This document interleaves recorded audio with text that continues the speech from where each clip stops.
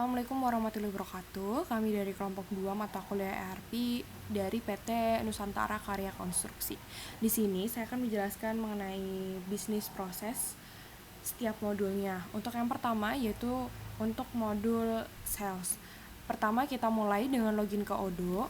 Nah, di sini terdapat menerima permintaan dari customer. Kemudian kita membuatkan question seperti jasa konstruksi gedung atau infrastruktur. Kemudian kita kirim questionnya kepada customer. Nah, ini kita kirim jika tidak ada revisi, maka customer akan mereview question tersebut.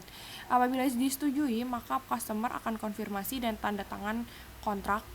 Kemudian sales akan melakukan konfirmasi sales order, lalu membuat kontrak atau termin pembayaran dengan price list.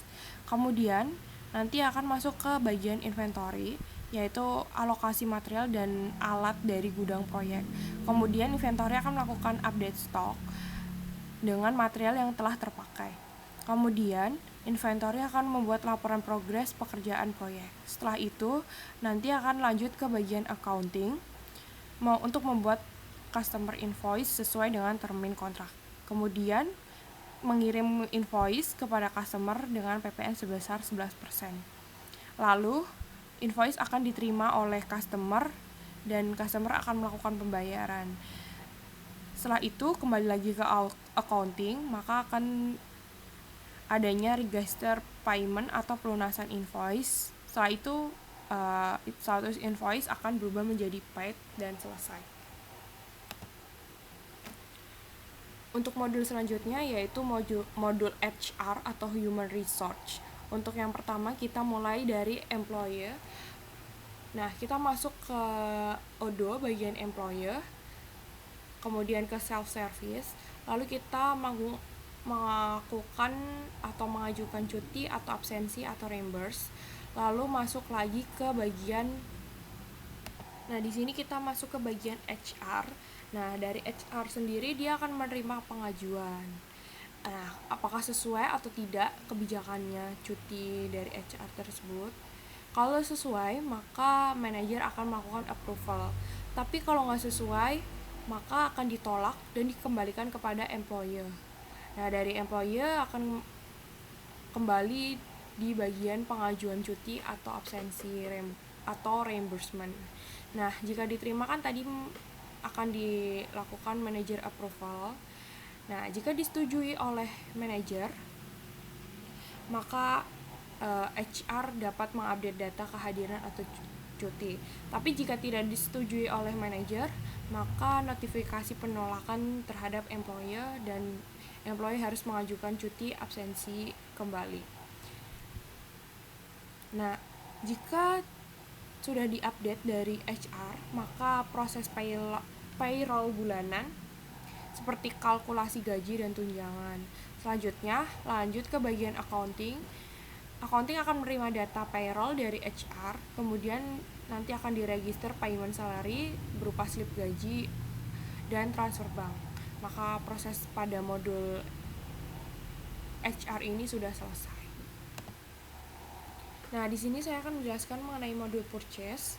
Untuk yang pertama, kita masuk di modul purchase, login ke Odoo, kemudian kita mengecek kebutuhan material proyeknya, lalu kita pilih atau buat vendor dengan master data, kemudian kita akan membuat RFQ atau request for question.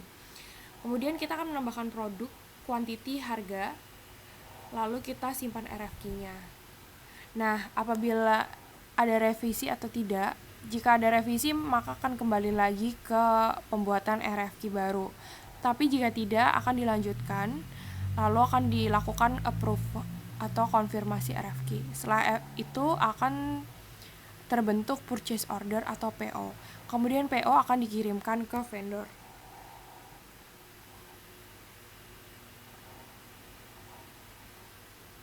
Nah, dari purchase ke vendor akan menerima PO, kemudian vendor akan menyiapkan material sesuai dengan PO.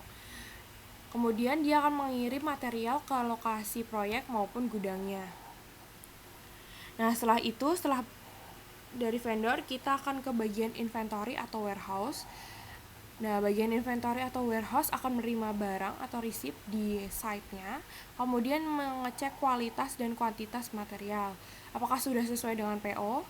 Jika tidak sesuai, maka barang akan dilakukan retur atau komplain kepada vendor. Jika sesuai, maka akan divalidate receipt-nya atau penerimaan barang, lalu lanjut ke stok atau inventory akan berubah secara otomatis. Dari vendor, kita lanjut ke accounting. Accounting akan membuatkan vendor bill berdasarkan PO dan receipt.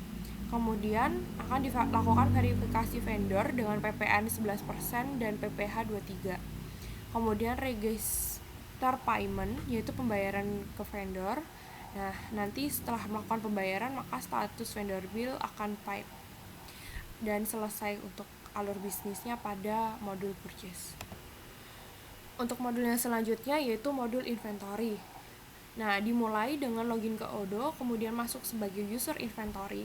Di sini kita akan melakukan cek stok per level per gudangnya, kemudian cek reordering rules-nya dengan min atau max quantity. Kemudian stoknya apakah kurang dari minimal quantity. Jika tidak, maka harus memonitoring stok rutin dan kembali cek level per gudangnya. Jika iya, maka dia akan lanjut ke